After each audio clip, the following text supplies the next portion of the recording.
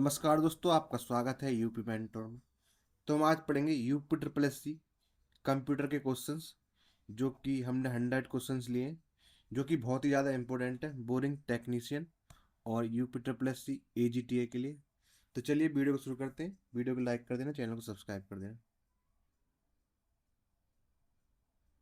सबसे पहले देखेंगे हम कंप्यूटर आर्किटेक्चर और पीढ़ियाँ। क्वेश्चन नंबर 1 है, 1971 में किस कंप्यूटर पीढ़ी की शुरुआत हुई? तो तृतीय पीढ़ी की शुरुआत हुई थी और इसमें IC का यूज किया गया था, इंटीग्रेटेड सर्किट का। ठीक है, इंपॉर्टेंट क्वेश्चन। नेक्स्ट क्वेश्चन देखते हैं, स्टर्ड प्रोग्राम कॉन्सेप्ट 1945 में किसने दिया था? तो ये दिया था जॉन वॉन न्यूमैन ने।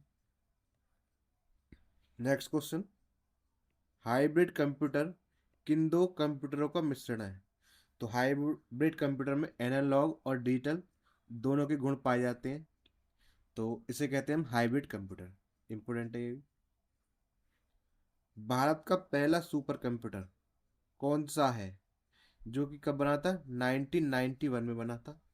तो यह है परम 8000। ठीक है, ये भारत का पहला सुपर कंप्यूटर है और इसे CDEC द्वारा मौसम पूर्व अनुमान के लिए बनाया गया था। नेक्स्ट क्वेश्चन, कंप्यूटर के CPU के 3 मुख्य भाग कौन से हैं? तो ये होता है ALU arithmetic and logical unit, CU control unit, MU memory unit. ठीक है, तो ALU जो है गणित गणनाओं के लिए क्या आता है, जोड़ गुणा भाग आदि के लिए। ठीक है, और कंट्रोल यूनिट कंट्रोल करने के लिए, और MU memory unit data store करने के लिए। ठीक है, नेक्स्ट क्वेश्चन देखते हैं, स्टार्टअप के दौरान हार्डवेयर को इनिशियलाइज कौन करता है? तो ये करता है बायोस। ठीक है, basic input output system BIOS की फुल फॉर्म हो जाती है। तो बहुत ही ज़्यादा इंपॉर्टेंट है क्वेश्चन, याद रखना। स्टार्टअप मतलब हम जब कंप्यूटर को ऑन करते हैं उसके दौरान हार्डवेयर को इनिशियलाइज करता है BIOS, basic input output system. और ये किस में लोड होता है? ये होता है रोम में लोड। ठीक है, ROM, रोम मेमोरी में। ऐसे याद रख लेना, इसमें ORA है और रोम में भी ORA है। ठीक है, रैम से कंफ्यूजन नहीं होगा फिर। नेक्स्ट क्वेश्चन, CPU से रैम तक मेमोरी एड्रेस कौन ले जाता है? तो ये ले जाती है एड्रेस बस। ठीक है, CPU से रैम तक।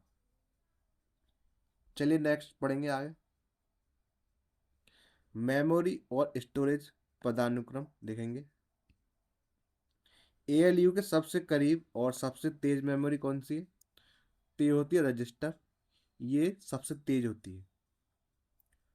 फर्मवेयर कहाँ स्टोर होता है?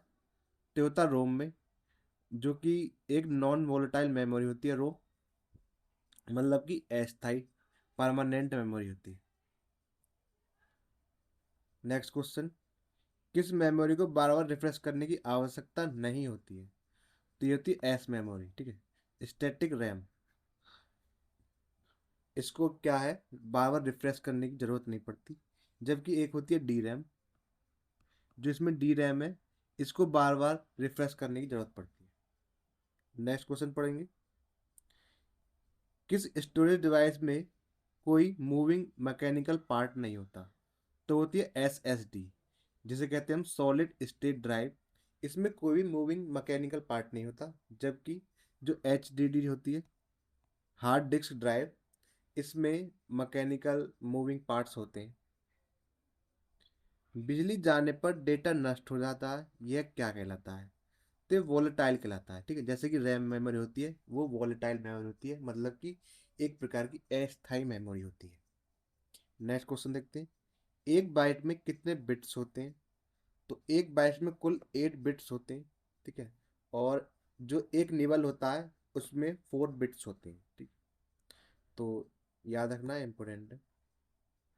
तो कैसी लग रही है वीडियो? तो वीडियो को लाइक जरूर कर देना, चैनल को सब्सक्राइब भी कर देना। अब देखेंगे हम हार्डवेयर, डिवाइस और ऑपरेटिंग सिस्टम्स। कौन सा प्रिंटर टोनर पाउडर का उपयोग करता है? ये होता है लेजर प्रिंटर। ठीक है, ये एक प्रकार का नॉन इम्पैक्ट प्रिंटर है। ठीक है, laser printer. Non impact printer कौन से होते हैं? ये वे प्रिंटर होते हैं जो कागज पर जब प्रिंट करते हैं उसको टच नहीं करते। ठीक है, इसे कहते हैं नॉन इम्पैक्ट। प्रिंटर।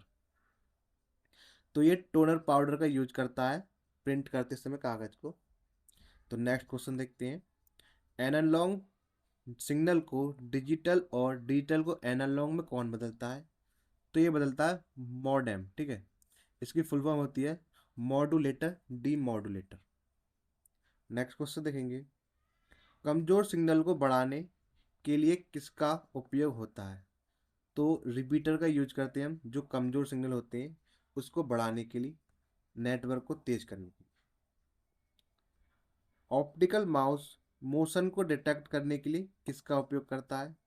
तो जो ऑप्टिकल माउस होता है वो एलईडी या लेजर लाइट का यूज करता है बिना रबर बॉल के, ठीक है।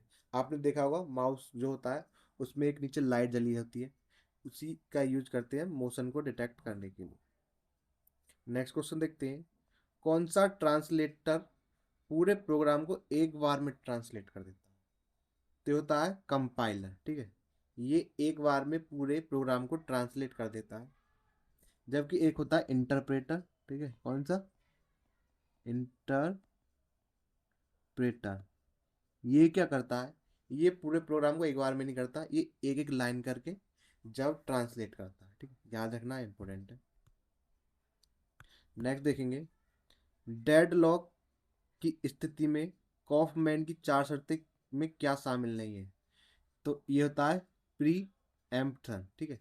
ये चार शर्तों में शामिल नहीं होता है। डेडलॉक की डेडलॉक की कॉफमैन की चार शर्तें कौन सा नहीं होता? प्रेमटन जो है लागू नहीं होता इसमें। तो चलिए नेक्स्ट क्वेश्चन देखते हैं। प्रोसेस को रैम से सेकेंडरी स्टोरेज में भेजने की प्रक्रिया क्या है? तो ये कहती है स्वैपिंग, ठीक है। रैम से सेकेंडरी स्टोरेज में भेजने की प्रक्रिया।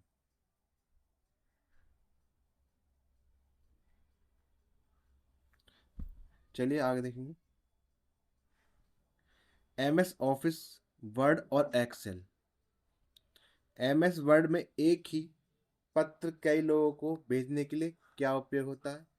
तो इसमें हम मेल मर्ज का यूज करते हैं, तो सबको एक जैसा पत्र भेजना है उसके लिए। Next question. एमएस वर्ड में फाइंड एंड रिप्लेस की शॉर्टकट की क्या होती है? तो फाइंड एंड रिप्लेस की शॉर्टकट की है Ctrl+H, ठीक है। एक्सेल में दी गई रेंज में सबसे बड़ी वैल्यू कौन देता है? तो इसके लिए जो फॉर्मूला यूज करते हैं हम होता है एम एक्स मैक्स फंक्शन, ठीक है। मैक्स फंक्शन का यूज किया जाता है और ये सबसे बड़ी वैल्यू देता है। एक्सेल का कौन सा फंक्शन केवल न्यूमेरिक वैल्यू गिनता है? ठीक है। तो होता काउंट, COUNT, काउंट। ये केवल न्यूमेरिक वैल्यू को गिनता है। नेक्स्ट क्वेश्चन देखेंगे। एक्सेल में रो और कॉलम को ऑब्सोल्यूट रेफरेंस के लिए कौन सा चिन्ह लगाया जाता है? तो इसमें लगाते हैं हम डॉलर, ठीक है। ऑब्सोल्यूट सेल के लिए कौन सा यूज करते हैं? डॉलर साइन का यूज करते हैं। प्रतिशत या पूरे हिस्से को दर्शाने के लिए कौन सा चार्ट बेस्ट है? ये होता है पाई चार्ट। वर्तमान दिनांक और समय कौन सा फंक्शन देता है? तो ये था नाउ, ठीक है। नाउ क्या करता है? जो प्रेजेंट में डेट और वो चल रही है टाइम उसको देता है। आगे देखते हैं हम MS ऑफिस, पावर पॉइंट और एक्सेस। PPT में शुरुआत से स्लाइड शो शुरू करने की शॉर्टकट की क्या होती है? पावर पॉइंट में तो होते F5। वर्तमान स्लाइड के लिए Shift+F दबाते हैं, ठीक है। इंपॉर्टेंट क्वेश्चन है, याद रखना है आप। सभी स्लाइड्स में एक साथ फॉर्मेटिंग लागू करने के लिए किसका उपयोग होता है? तो स्लाइड मास्टर का यूज करते हैं सारी फॉर्मेटिंग को एक साथ चलाने के लिए। नेक्स्ट क्वेश्चन देखेंगे। MS एक्सेस में डेटा को स्टोर करने का काम कौन करता है? तो टेबल करता है, ठीक है। टेबल में सारा डेटा स्टोर किया जाता है। MS एक्सेस में डेटा को स्टोर करने का, ये दोबारा रिपीट हो गया क्वेश्चन। जो फील्ड हर रिकॉर्ड को विशिष्ट रूप से पहचानती उसे क्या कहते हैं हम? तो उसे कहते हैं प्राइमरी की। एक्सेस में विशिष्ट डेटा प्राप्त करने के लिए क्या उपयोग होता है? तो क्वेरी, क्वेरी क्या होता है, एक्सेस में विशिष्ट डेटा प्राप्त करने के लिए उपयोग किया जाता है। आगे बढ़ेंगे। बाहरी टेबल को जोड़ने वाली की को क्या कहा जाता है, तो उसे फॉरेन की कहते हैं। ठीक है, इससे क्या, बाहरी की, उस बाहरी डेटा को जोड़ा जाता है। ठीक है, बाहरी टेबल को। चलिए आगे बढ़ते हैं। इंटरनेट और वेब ब्राउजिंग इंपोर्टेंट टॉपिक है, यहाँ से क्वेश्चन जरूर पूछा जाता है। चलिए आगे बढ़ते हैं। सुरक्षित वेब ब्राउजिंग के लिए किस प्रोटोकॉल का उपयोग होता है, तो उसका यूज करते हैं सुरक्षित वेब ब्राउजिंग के लिए HTTPS का। ठीक है, इसका पोर्ट नंबर होता है 443, और इसमें जो इसकी फुल फॉर्म है हाइपर टेक्स्ट ट्रांसफर प्रोटोकॉल, और इसका जो S है उसका मतलब है सिक्योर। ठीक है, ये सुरक्षित होती है। वेब ब्राउजिंग द्वारा यूजर की प्रेफरेंस स्टोर करने के लिए क्या उपयोग होता है, तो कुकीज का यूज करते हैं। नेक्स्ट क्वेश्चन, क्या प्रत्येक यूआरएल का एक अपना आईपी एड्रेस होता है, तो नहीं, ये आवश्यक नहीं है कि प्रत्येक यूआरएल का अपना आईपी एड्रेस हो। ठीक है, नेक्स्ट क्वेश्चन देखेंगे। सर्च इंजन वेब पेजों को ऑटोमेटिक इंडेक्स करने के लिए किसका उपयोग होता है, तो वेब क्रॉलर्स का यूज करते हैं हम सर्च इंजन में वेब पेजों को ऑटोमेटिक इंडेक्स करने के लिए। ठीक है, तो इंपोर्टेंट क्वेश्चन हो जाता है आपके लिए। नेक्स्ट क्वेश्चन देखेंगे। सर्च इंजन वेब पेजों को ऑटोमेटिक इंडेक्स करने के लिए, ये दोबारा रिपीट हो गया, सॉरी। ईमेल भेजने के लिए कौन सा प्रोटोकॉल इस्तेमाल होता है, तो ईमेल भेजने के लिए SMTP simple mail transfer protocol का यूज करते हैं। याद रखना इंपॉर्टेंट है, कई बार पूछा भी गया है एग्जाम में। इंटरनेट पर फाइलों को स्थानांतरण के लिए कौन सा प्रोटोकॉल है, तो ये FTP, ठीक है, फाइल ट्रांसफर प्रोटोकॉल का यूज किया जाता है। तो चलिए आगे बढ़ते हैं। अब देखेंगे हम नेटवर्किंग और टोपोलॉजी। किस नेटवर्क टोपोलॉजी में सबसे कम लेवल की आवश्यकता होती है, तो होती है बस टोपोलॉजी। इसमें सबसे कम केबल की आवश्यकता होती है। और जो इसकी जो पहली लेयर होती है वो होती है फिजिकल लेयर, जिसमें हब में यूज किया जाता है जिसका। और इसकी लेयर 2 होती है डेटा लिंक लेयर, जिसका स्विच में यूज किया जाता है। इनकमिंग डेटा को कभी कनेक्टेड पार्ट्स पर ब्रॉडकास्ट कौन करता है, तो हब करता है फिजिकल लेयर के द्वारा। OSI मॉडल की डेटा लिंक लेयर पर कौन सा उपकरण काम करता है, तो ये करता है स्विच। OSI मॉडल की डेटा लिंक लेयर पर कौन रब्ड करने का काम करता है, सॉरी स्विच करने का काम करता है, जो होता है स्विच। ठीक है, नेक्स्ट क्वेश्चन। विभिन्न नेटवर्क्स को जोड़ने और पैकेट फॉरवर्ड करने का काम किसका है, तो होता है विभिन्न नेटवर्क्स, सॉरी राउटर का। ठीक है, राउटर क्या करता है, विभिन्न नेटवर्क्स को जोड़ता है और पैकेट फॉरवर्ड करता है। नेक्स्ट क्वेश्चन देखेंगे। IPv4 और IPv6 में कितने बिट्स का एड्रेस होता है, IPv4 में होता है 32 बिट्स का, और IPv6 में होता है 128 बिट्स का। ठीक है, तो दोनों इंपॉर्टेंट है, बहुत बार एग्जाम से पूछे गए। आगे बढ़ेंगे। साइबर सुरक्षा और मेलवेयर, ठीक है, ये बार बार पूछा जाता है सवाल इससे। कौन सा मालवेयर यूजर की फाइलों को इनक्रिप्ट कर फिरौती मांगता है, तो होता है रैंसम वेयर। ये क्या करता है, ये फाइलों को इनक्रिप्ट करके फिरौती मांगने का कार्य करता है। कौन सा प्रोग्राम अपनी खुद की प्रतियां बनाता है, तो होता है वॉर्म। ये क्या करता है, आपके कंप्यूटर में जाकर अपनी खुद की बहुत सारी कॉपी बनाना शुरू कर देता है और आपके सिस्टम को ओवरलोड कर देता है, भर देता है। जो सॉफ्टवेयर असली लगता है लेकिन वास्तव में हानिकारक होता है, तो ये होता है ट्रोजन हॉर्स। ठीक है, फेक वेबसाइट या ईमेल के माध्यम से संवेदनशील जानकारी चुराना क्या कहलाता है, तो ये फिशिंग कहलाता है। ठीक है, मोस्ट इंपोर्टेंट है, सारे एग्जाम्स में पूछे जा चुके हैं। अनधिकृत पहुंच, अनऑथराइज एक्सेस को रोकने के लिए नेटवर्क को कौन फिल्टर करता है, तो होता है फायरवॉल। ठीक है, और फायरवॉल जो होता है ये हार्डवेयर और सॉफ्टवेयर दोनों प्रकार का पाया जाता है। नेक्स्ट क्वेश्चन देखते हैं, केवल पासवर्ड की तुलना में कौन सी सुरक्षा बेहतर मानी जाती है? तो टू फैक्टर ऑथेंटिकेशन, ठीक है, ये जो है पासवर्ड की तुलना में जो है सुरक्षित मानी जाती है सबसे ज़्यादा। इसमें क्या होता है, जैसे कि हम व्हाट्सएप पर मैसेज भेजते हैं, तो हमारे यहाँ से गया हुआ मैसेज जिसको हम भेजेंगे उसके पास तक ही जाएगा, बीच में इसे कोई भी नहीं देख सकता, चाहे वो खुद व्हाट्सएप वाले हो वो भी नहीं देख सकते। तो एंड टू एंड इंक्रिप्शन होता है व्हाट्सएप में भी, ठीक है, एंड टू एंड इंक्रिप्शन भी बोलते हैं, सॉरी इसे एंड टू एंड इंक्रिप्शन बोलते हैं, एंड टू एंड इंक्रिप्शन, ठीक है। और ये होता है टू फैक्टर ऑथेंटिकेशन, इसमें क्या है, आपका जो है मोबाइल नंबर इससे लिंक होता है, जैसे कि ईमेल में हम यूज कर सकते हैं। तो अगर कोई आपके ईमेल को खोलना चाहेगा पासवर्ड डाल के, तो आपके पास क्या आता है, ओटीपी आता है, ठीक है। चलिए आगे बढ़ते हैं।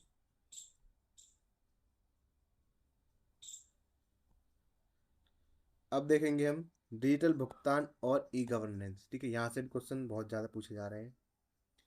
वीपीए वर्चुअल पेमेंट एड्रेस का उपयोग कर तुरंत फंड ट्रांसफर कौन करता है? तो यूपीआई करता है, ठीक है, जो हम ऑनलाइन भेजते हैं पैसे गूगल पे से, फोन पे से।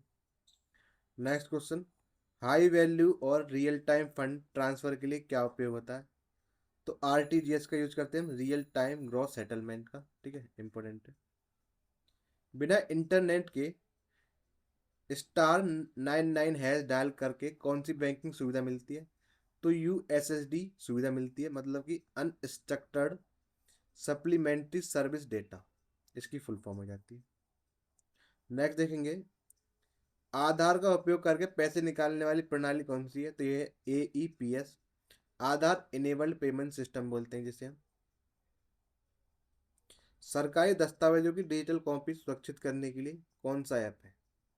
तो ये होता है डिजी लॉकर, ठीक है, आप इसका यूज भी करते होंगे अपने डॉक्यूमेंट्स को रखने के लिए।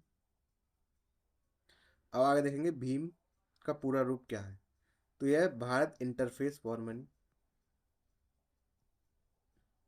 चलिए आगे बढ़ते हैं, इमर्जिंग टेक्नोलॉजी और एआई देखते हैं। इंटरनेट के माध्यम से स्मार्ट डिवाइसेस को जोड़ना क्या कहलाता है? तो आईओटी कहलाता है, इंटरनेट ऑफ थिंग्स।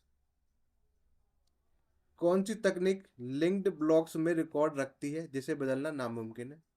तो होती है ब्लॉकचेन टेक्निक, ठीक है। और जो हमारी जो वो होती है डिजिटल करेंसी, ठीक है, बिटकॉइंस जो होते हैं, उसमें हम किसका यूज करते हैं? ब्लॉकचेन टेक्नोलॉजी का ही यूज करते हैं। ये भी आपको याद रखना, पूछा जा सकता है आपसे। डेटा माइनिंग क्या होता है?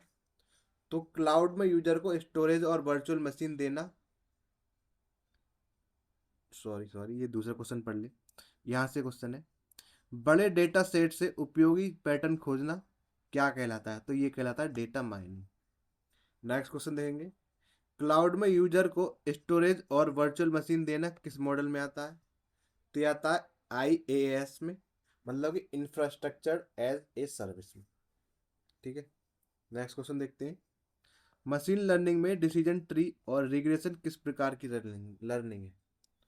तो सुपरवाइज्ड लर्निंग में आती है डिसीजन ट्री और रिग्रेशन। आगे देखेंगे, ह्यूमन लैंग्वेज को समझने और प्रोसेस करने वाली तकनीक कौन सी है? तो है एनएलपी, मतलब कि नेचुरल लैंग्वेज प्रोसेसिंग, इसकी फुल फॉर्म हो जाती है। तो चलिए आगे बढ़ते हैं, परीक्षा बहुत ही महत्वपूर्ण, परीक्षा उपयोगी महत्वपूर्ण पोस्ट देखते हैं, ठीक है, जो पोस्ट नंबर पूछे जाते हैं आपसे। चलिए देखते हैं, H T T P hyper text transfer protocol, इसका जो पोर्ट नंबर है 80 होता है। H T T P S, इसका पोर्ट नंबर है 443। H T P file transfer protocol, इसका 20 या 21 होता है, ठीक है। एस एम टी पी का, तो ईमेल सेंड करने के लिए इसका यूज करते हैं, तो ये होता है 25, ठीक है, 25। फिर है पीओपी पोस्ट ऑफिस प्रोटोकॉल, इसका होता है, ये क्या करता है, रिसीव करता है ईमेल को, और इसका पोर्ट नंबर होता है 110। Next IMAP,